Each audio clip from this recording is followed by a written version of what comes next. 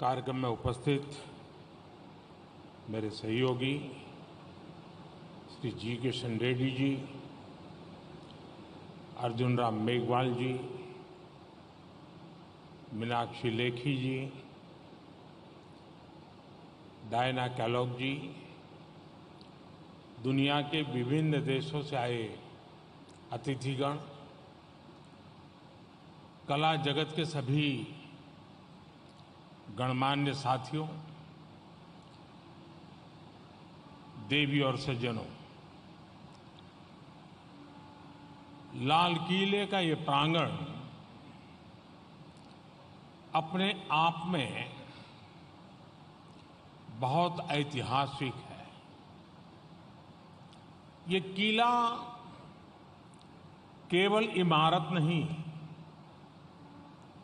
यह एक इतिहास है।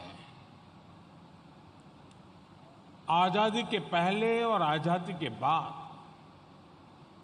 कितनी ही पीढ़ियां गुजर गई, लेकिन लाल किला अड़िग है, अमिट है।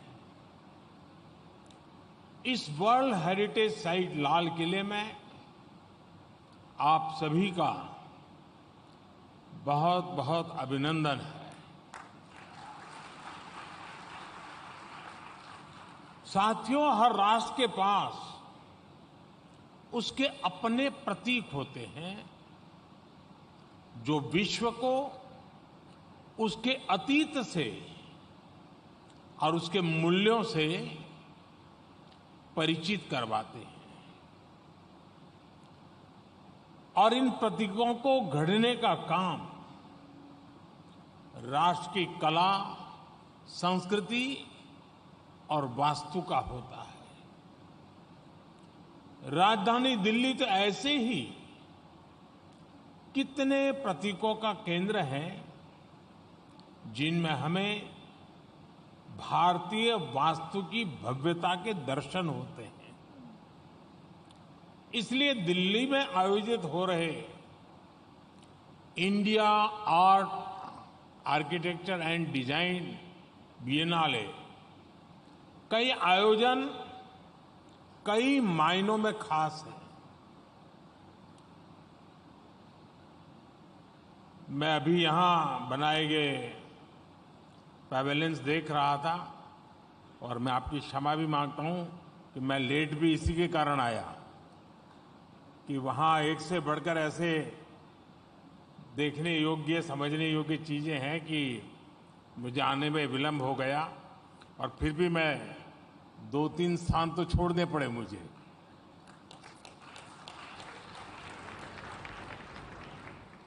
इन पैवेलियंस में कलर्स भी है, क्रिएटिविटी भी है, इसमें कल्चर भी है और कम्युनिटी कनेक्ट भी है। मैं इस सफल शुरुआत के लिए संस्कृति मंत्रालय, उसके सभी अधिकारी, इसमें प्रतिभाग कर रहे सभी देशों को और आप सभी को बधाई देता हूं। हमारे यहां कहा जाता है कि किताब जो है वो दुनिया देखने की एक छोटी सी विंडो के रूप में शुरुआत करता है। मुझे लगता है कला मानव मन के भीतर की यात्रा का महामार्ग है।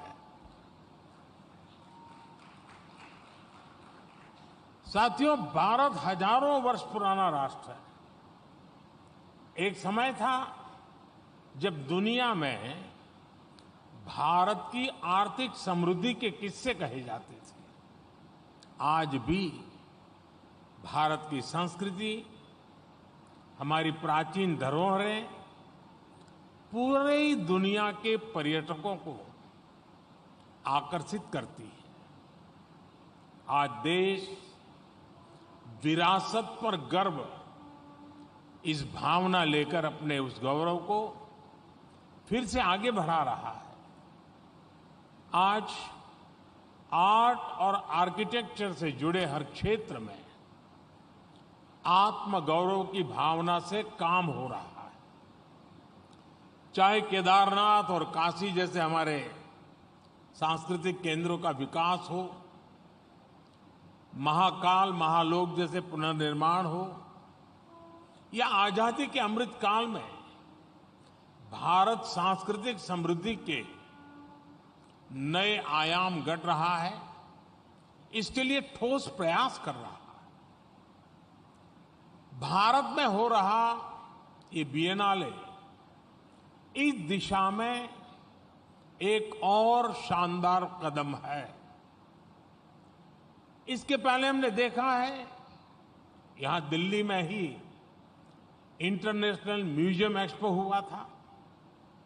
अगस्त में फेस्टिवल ऑफ लाइब्रेरीज का आयोजन भी किया गया था। इन कार्यक्रमों के जरिए हमारा प्रयास है कि भारत में ग्लोबल कल्चरल इनिशिएटिव को संस्थागत बनाया जाए, उसको इंस्टीट्यूशनलाइज किया जाए, एक आधुनिक व्यवस्था बनाई जाए। हम चाहते हैं कि Venice, Sao Paulo, Singapore, Sydney, Sharjah जैसे बिएनाले और दुबई, लंदन जैसे आर्ट फेयर्स की तरह दुनिया में भारत के आयोजनों की भी बड़ी पहचान बने।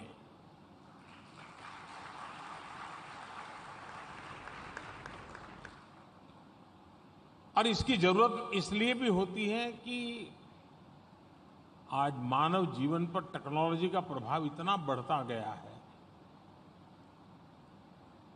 और कोई भी दूर का जो देखता है वो नहीं चाहेगा कि उसका समाज रोबोट हो जाए। हमें रोबोट तैयार नहीं करने, हमने इंसान बनाने हैं।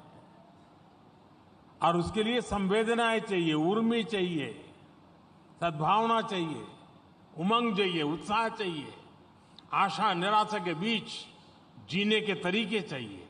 ये सारी चीजें कला और संस्कृति के माध्यम से पैदा होती है। जोड़ तोड़ के लिए तो टेक्नोलॉजी बहुत तेज काम कर सकती है और इसलिए इस प्रकार की चीजें मानव की भीतर के सामर्थ्य को जानना, पहचानना, उसे जोड़ना, इसके लिए एक बहुत बड़ा सहारा देती है। और साथियों, अपने इन लक्ष्यों की प्राप्ति के लिए ही आज आत्मनिर्भर भारत सेंटर फॉर डिजाइन का लोकार्पण भी हुआ है। ये सेंटर भारत की यूनिक और रेयर क्राफ्ट्स को, दुर्लभ कलाओं को आगे बढ़ाने के लिए मंच देगा। ये कारीगरों और डिजाइनर्स को साथ लाने, मार्केट से इसे उन्हें इनोवेशन करने में मदद करेगा। इससे कारीगरों को डिजाइन डेवलपमेंट की भी जानकारी मिलेगी और वो डिजिटल मार्केटिंग में भी पारंगत होंगे। और हम जानते हैं भारतीय शिल्पियों में इतनी प्रतिभा है कि आधुनिक जानकारी और संसाधनों के साथ वो पूरी दुनिया में अपनी छाप छोड़ सकते हैं। फ्रेंड्स, भारत में 5 शहरों में कल्चरल स्पेस बनाने की शुरुआत होना भी एक ऐतिहासिक कदम है। दिल्ली के साथ साथ कोलकाता, मुंबई, अहमदाबाद और वाराणसी में बनने वाले ये कल्चरल स्पेस इन शहरों को सांस्कृतिक रूप से और समृद्ध करेंगे। ये सेंटर लोकल आर्ट को एनरिच करने के लिए इनोवेटिव आइडियाज को भी आगे बढ़ाएंगे। आप सभी ने अगले 7 दिनों के लिए 7 महत्वपूर्ण थीम्स भी तय की है। इसमें देशज भारत डिजाइन और समत्व, इन थीम्स को हमें एक मिशन के रूप में आगे लेकर चलना होगा। देशज यानी इंडिजीनियस डिजाइन को एनरिच करने के लिए ये जरूरी है कि हमारे युवाओं के लिए अध्ययन और रिसर्च का हिस्सा बने।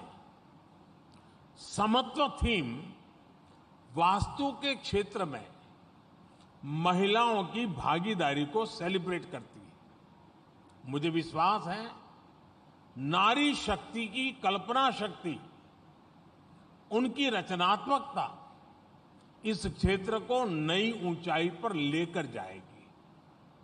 साथियों, भारत में कला को, रस और रंगों को जीवन का पर्याय, सिनोनिम ऑफ लाइफ माना गया है। हमारे पूर्वजों ने तो यहां तक कहा है कि साहित्य संगीत कला विहीन, साहित्य संगीत कला विहीन साक्षात पशु पृच्छ विषाणहीन, अर्थात मनुष्य और दूसरे जीव जंतुओं में साहित्य, संगीत और कला का ही मुख्य अंतर है। यानी सोने, जागने और पेट भरने की आदतें अपनी स्वाभाविक होती है, लेकिन ये कला, साहित्य और संगीत ही है जो मनुष्य के जीवन में रस घोलते हैं, उसे खास बनाते हैं। इसलिए हमारे यहां जीवन की अलग अलग जरूरतों को, अलग अलग दायित्वों को चतुशास्त्र कला, 64 आर्ट्स के उसे जोड़ा गया है। जैसे कि गीत संगीत के लिए वाद्य, नृत्य और गायन कलाएं हैं। इनमें भी वाटर वेव्स आदि पर आधारित उदक वाद्यम यानी जलवाद्य जैसी स्पेसिफिक आर्ट्स भी हैं। हमारे यहां कितनी तरह के सेंट्स या परफ्यूम बनाने के लिए गंध युक्ति ही कला है। मीनाकारी और नक्काशी के लिए तक्षकर्म कला सिखाई जाती है। कढ़ाई बुनाई के सौंदर्य की बारीकियों को सिखाने के लिए सूचिवान कर्माणी कला है। हमारे यहां ये सब काम कितने परफेक्शन के साथ किए जाते थे, इसका तो अंदाजा आप भारत में बनने वाले प्राचीन वस्त्रों से लगा सकते हैं। कहा जाता था कि कपड़े का पूरा थान मलमल ऐसा बनता था कि एक अंगूठी में से उसको पार किया जा सकता था। यानी ये सामर्थ्य था। भारत में नक्काशी, मीनाकारी जैसे काम भी केवल सजावट की चीजों तक सीमित नहीं थे, बल्कि तलवारों, ढालों, भालों जैसी युद्ध की चीजों पर भी अद्भुत कलाकारी देखने को मिलती थी। इतना ही नहीं, अगर कोई, मैं तो चाहूंगा कभी इस थीम पर कोई सोचे, हमारे यहां पशुओं के आभूषण, घोड़े पर अपना डॉग रखते हैं तो उस पर बैल होते थे, गाय होते, उस पर जो आभूषण में जो विविधताएं थी, कला थी, यानी अपने आप अजूबा है। और कितना परफेक्शन था कि उस पशु को फिजिकली तकलीफ न हो, इसकी पूरी केयर करके बनाया जाता था। यानी अगर इन चीजों को समाहित करके देखें तब पता चलता है कि कितना सामर्थ्य इसमें भरा हुआ है। साथियों, ऐसी कितनी ही आर्ट्स हमारे देश में रही है और यही भारत का प्राचीन इतिहास रहा है और आज भी भारत के कोने कोने में इसके निशान हमें मिलते हैं। मैं तो जिस शहर का सांसद हूं वो काशी इसका सर्वश्रेष्ठ उदाहरण है। काशी को अविनाशी कहते हैं क्योंकि काशी गंगा के साथ साथ साहित्य, संगीत और कलाओं के अमर प्रवाह की धरती है। आध्यात्मिक तौर पर कलाओं के जन्मदाता माने जाने वाले भगवान शिव को काशी ने अपने हृदय में स्थापित किया है। ये कलाएं, ये शिल्प और संस्कृति मानवीय सभ्यता के लिए ऊर्जा प्रवाह की तरह है और ऊर्जा अमर होती है, चेतना अविनाशी होती है। इसीलिए काशी भी अविनाशी है। फ्रेंड्स, भारत के इस कल्चर को देखने के लिए दुनिया भर से जो लोग आते हैं उनके लिए कुछ महीने पहले हमने एक नई शुरुआत की थी। हमने गंगा विलास क्रूज चलाया था, जो काशी से असम तक गंगा के अंदर प्रवास करते हुए यात्रियों को लेकर गया था। इसमें दुनिया के अनेक टूरिस्ट आए थे। करीब 45-50 दिन का वो कार्यक्रम था। एक ही यात्रा में उन्हें गंगा के किनारे बसे कितने ही शहरों और गांवों और इलाकों का अनुभव प्राप्त हुआ। और हमारा मानव संस्कृति का विकास भी नदी के तटों पे हुआ है। अगर एक बार नदी के तट की कोई यात्रा करता है तो जीवन की गहराई को जानने के लिए बहुत बड़ा अवसर होता है। और इसी एक विचार में से एक गंगा क्रूज को हमने शुरू किया था। फ्रेंड्स, कला का कोई भी स्वरूप क्यों ना हो, उसका जन्म प्रकृति के, नेचर के निकट ही होता है। यहां भी मैंने जितना देखा, कहीं न कहीं नेचर का एलिमेंट उस आर्ट के साथ जुड़ा हुआ है। उससे बाहर एक भी चीज नहीं है। इसलिए art by nature, pro nature और pro environment and pro climate है। जैसे दुनिया के देशों में रिवर फ्रंट की बहुत बड़ी चर्चा होती है कि भाई फलां देश में दिखना रिवर फ्रंट वगैरह वगैरह। भारत में हजारों वर्ष से नदियों के किनारे घाटों की परंपरा है। हमारे कितने ही पर्व और उत्सव इन्हीं घाटों से जुड़े होते हैं। इसी तरह कूप, सरोवर, बावड़ी, स्टेपवेल्स की एक समृद्ध परंपरा हमारे देश में थी। गुजरात में रानी की वाव हो, राजस्थान में अनेक जगहों पर, दिल्ली में भी आज भी कई स्टेपवेल्स आपको देखने को मिल जाएंगे। और जो रानी की वाव है उसकी विशेषता ये है कि पूरा उल्टा टेम्पल है। यानी कैसे उस समय की कला सृष्टि को सोचने वालों लोगों ने इसका निर्माण किया होगा। तो कहने का तात्पर्य है कि इन सारे हमारे पानी से जुड़े जितने संग्रह के स्थान हैं, इनका आर्किटेक्चर आप देखिए, इनका डिजाइन देखिए, देखने में किसी मेगा मार्बल से कम नहीं लगते। इसी तरह भारत के पुराने किलों और दुर्गों का वास्तु भी दुनिया भर के लोगों को हैरान करता है। हर किले का अपना आर्किटेक्चर है, अपना साइंस भी है।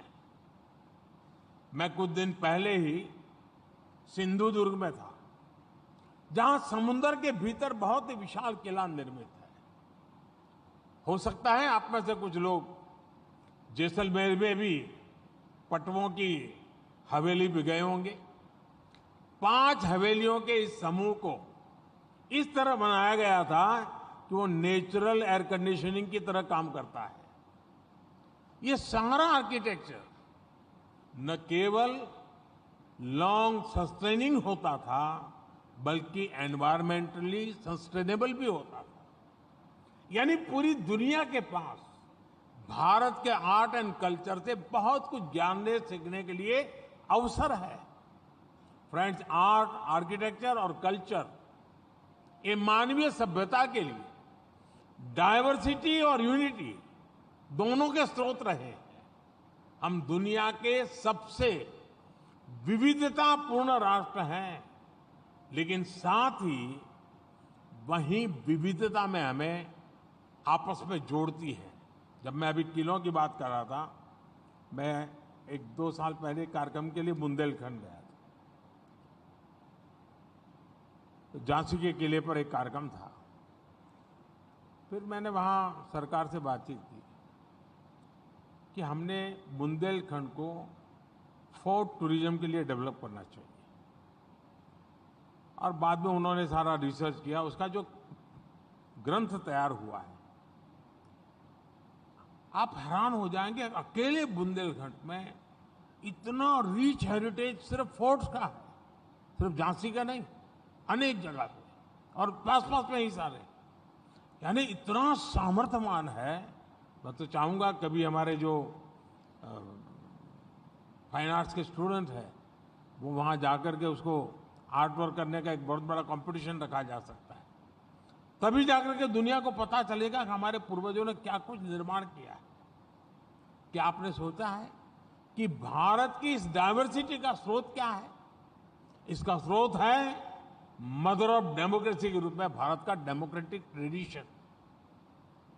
आर्ट, आर्किटेक्चर और कल्चर तभी फलते फूलते हैं जब समाज में विचारों की स्वतंत्रता होती है, अपने ढंग से काम करने की आजादी मिलती है। डिबेट और डायलॉग की इस परंपरा से डायवर्सिटी अपने आप पनपती है। इसलिए आज भी हमारी सरकार जब कल्चर की बात करती है तो हम हर तरह की विविधता का स्वागत भी करते हैं, उसे सपोर्ट भी करते हैं। देश के अलग अलग राज्यों और शहरों में G20 के आयोजन के जरिए हमने अपनी इस विविधता को दुनिया के सामने शोकेस किया है। साथियों, भारत अयम निजः परोवेति गणना लघु चेतसा, इस विचार को जीने वाला देश है। अर्थात हम अपना पराया की सोच से जीने वाले लोग नहीं हैं। हम स्वयं की जगह वयम की आस्था रखने वाले लोग, हम सेल्फ की जगह यूनिवर्स की बात करने वाले लोग। आज जब भारत दुनिया की बड़ी अर्थव्यवस्था बनकर उभर रहा है तो पूरा विश्व इसमें अपने लिए बेहतर भविष्य देख रहा है। जैसे भारत के इकोनॉमिक ग्रोथ से पूरे विश्व की प्रगति जुड़ी है, जैसे आत्मनिर्भर भारत के हमारे विजन में पूरे विश्व के लिए नए अवसर जुड़े हैं, वैसे ही आर्ट और आर्किटेक्चर जैसे क्षेत्रों में भी भारत के पुनरोदय से, भारत के सांस्कृतिक उत्थान से पूरे विश्व के हित जुड़े हैं। हमने योग जैसी अपनी विरासत को आगे बढ़ाया तो आज इसका लाभ पूरी दुनिया को हो रहा है। हमने आयुर्वेद को आधुनिक वैज्ञानिक मानकों पर मजबूत बनाने के लिए प्रयास शुरू किए तो इसकी अहमियत पूरी दुनिया समझ रही है। हमने अपने सांस्कृतिक मूल्यों को सामने रखकर सस्टेनेबल लाइफस्टाइल के लिए एक नए विकल्प संकल्प किए। आज मिशन लाइफ जैसे अभियानों के जरिए पूरे विश्व को बेहतर भविष्य की उम्मीद मिल रही है। आर्ट, आर्किटेक्चर और डिजाइन के क्षेत्र में भी भारत जितनी मजबूती से उभरेगा उसका उतना ही लाभ पूरी मानवता को होने वाला है। साथियों, सभ्यताएं समागम और सहयोग से ही समृद्ध होती है। इसलिए इस दिशा में दुनिया के दूसरे सभी देशों की भागीदारी, उनके साथ हमारी पार्टनरशिप बेहद महत्वपूर्ण है। मैं चाहूंगा कि आयोजन का आगे और भी विस्तार हो, इसमें ज्यादा से ज्यादा संख्या में देश साथ आए। मुझे विश्वास है ये आयोजन इस दिशा में एक अहम शुरुआत साबित होगा। इसी भावना के साथ आप सभी का बहुत बहुत धन्यवाद और देशवासियों से मेरा आग्रह है कि मार्च महीने तक ये आपके लिए उपलब्ध है। पूरा दिन निकालिए, एक एक चीज को देखिए, हमारे यहाँ कैसी प्रतिभाएं हैं, कैसी परंपराएं हैं, प्रकृति के प्रति हमारा कितना लगाव है, इन सारी बातों को एक जगह पर महसूस कर सकते हैं। बहुत बहुत धन्यवाद।